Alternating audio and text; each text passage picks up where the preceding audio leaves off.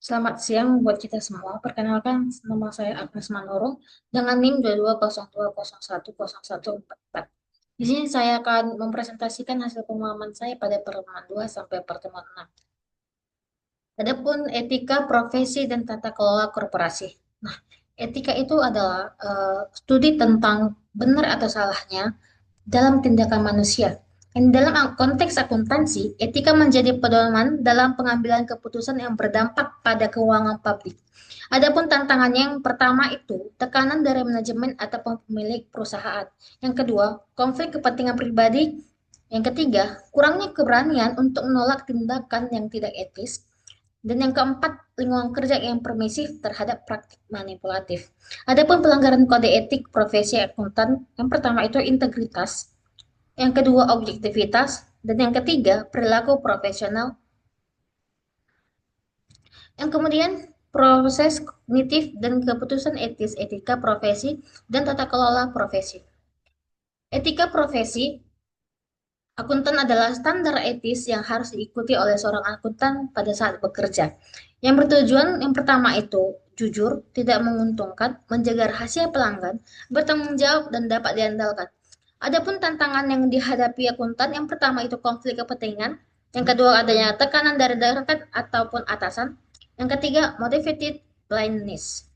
Contoh kasusnya itu a team player yang dimana Barbara dan tim audit sedang melakukan pengauditan, namun rekannya Diana menemukan kelemahan dalam sistem persediaan. Di sini Diana takut melaporkannya karena merasa bersalah tidak melihatnya lebih awal. Akan tetapi semua tim kecuali Barbara setuju untuk tidak melaporkannya. Namun Barbara tetap ingin melaporkan karena tahu itu penting bagi kualitas audit. Nah, Kode Etik Akuntan Indonesia. Kode Etik Akuntan Indonesia menetapkan bahwa setiap akuntan harus bertindak untuk kepentingan masyarakat dengan mematuhi 5 prinsip etika, yaitu integritas, yang dimana untuk menunjukkan kejujuran dan keterus-terangan dalam hubungan profesional. Yang kedua, objektivitas, yang dimana untuk terbebas dari prasangka ataupun konflik. Yang ketiga, kompetensi dan kehati-hatian profesional, yang dimana untuk mempertahankan pengetahuan dan keterampilan profesional secara konsisten. Keempat, kerahasiaan, yang dimana untuk menjaga informasi klien dan tidak memanfaatkannya untuk keuntungan pribadi. Adapun yang kelima, perilaku profesional, yang dimana untuk mematuhi peraturan dan menghindari tindakan yang dapat merusak reputasi profesi. Tantangan yang dihadapi yang pertama itu tekanan dari atasan ataupun klien, yang dimana terdapat di dalam seksi 270. Yang kedua, bujukan ataupun rayuan dalam bentuk hadiah ataupun jamuan yang mengganggu objektivitas dan independensi terdapat di seksi 250 dan 340. Yang ketiga, benturan kepentingan baik secara langsung ataupun tidak langsung terdapat di seksi 210 dan 310.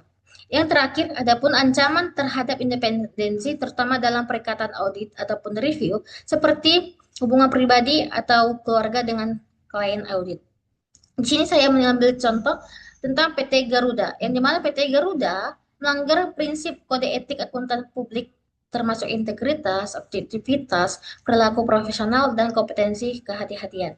Kesalahan dalam laporan keuangan perusahaan menjadi tanggung jawab akuntan publik karena telah melewati proses audit dengan tidak adanya catatan atas kesalahan ataupun koreksi yang mengakibatkan akuntan tersebut dijatuhkan sanksi pembukuan izin selama 12 bulan oleh Menteri Keuangan. Etika dalam pelaporan dan audit. Etika dalam pelaporan keuangan dan audit adalah prinsip moral yang harus dipatuhi oleh akuntan dan auditor agar informasi keuangan yang disajikan benar, jujur, dan dapat dipercaya. Dalam pelaporan keuangan, etika diperlukan agar laporan mencerminkan kondisi perusahaan secara wajar. Sedangkan dalam audit, etika membantu auditor tetap independen dan skeptis sehingga mampu mengungkapkan kesalahan yang terjadi ataupun kecurangan dengan objektif. Pelanggaran etika seperti manipulasi, laporan ataupun opini yang tidak sesuai fakta bisa berdampak pada hilangnya kepercayaan publik, sanksi hukum, dan rusaknya reputasi profesi akuntansi. Nah, adapun kasusnya yang pertama, sebuah perusahaan mencatat pendapatan dari kontrak yang belum direalisasi secara tunai demi memperindah laporan keuangan. Namun auditor yang memeriksa laporan tetap memberikan opini wajar tanpa pengecualian meskipun telah mengetahui penyimpangan tersebut. Nah, dari sini kita bisa mengambil bahwa adapun pelanggaran etika yang terdapat, yang pertama itu manajemen perusahaan melanggar prinsip akuntansi akrual dan bersikap tidak jujur. Yang kedua, auditor eksternal tidak menjaga objektivitas, skeptisisme, dan kompetensi, serta gagal melaporkan penyimpangan. Yang dapat mengakibatkan informasi keuangan menjadi menyesatkan bagi investor ataupun publik, reputasi profesi akuntan tercoreng, dan yang ketiga, pihak-pihak terkait dalam eh, tersebut dikenai sanksi, dikenakan sanksi. Kemudian, etika organisasi dan tata kelola perusahaan. Etika profesi akuntansi merujuk pada prinsip dan standar moral yang mengatur perilaku akuntan dalam menjalankan tugas profesionalnya. Dalam konteks organisasi dan perusahaan, akuntansi memiliki tanggung jawab yang pertama itu bertindak dengan integritas, yang kedua tidak menandatangani laporan keuangan yang tidak wajar, yang ketiga melaporkan dugaan kecurangan atau penyimpangan baik secara internal kepada pihak berwenang atau whistleblowing. Adapun tantangan yang dihadapinya yang pertama itu kepentingan yang tidak etis, budaya yang buruk, dan yang terakhir tata kelola yang lemah.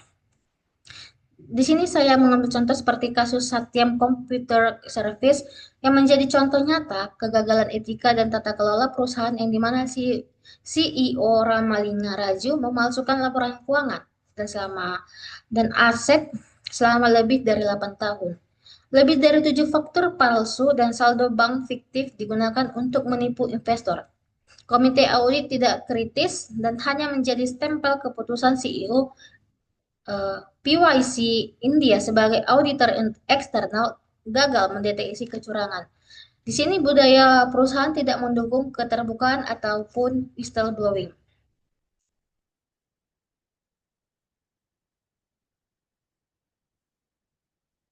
Sekian dari presentasi saya. Jika ada kekurangan kekurangan dan kesalahan kata, saya mohon maaf. Terima kasih dan selamat sore.